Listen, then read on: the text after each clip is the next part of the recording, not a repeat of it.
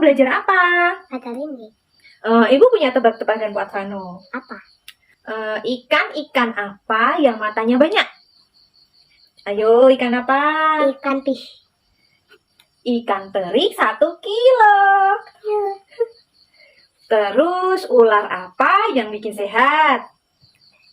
Apa? Nggak sehat. Olahraga.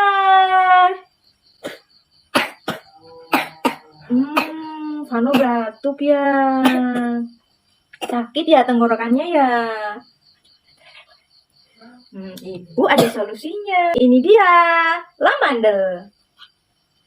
Ibu buatin buat Vano ya.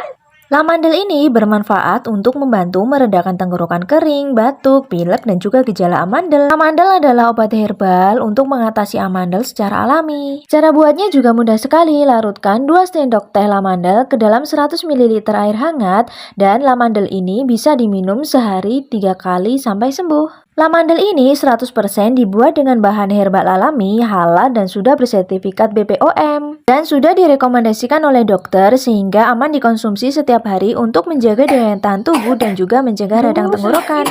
Lamandel juga dapat meningkatkan nafsu makan dan juga meningkatkan konsentrasi. Dengan rasanya yang enak, disukai anak-anak dan juga dewasa. Enak manis?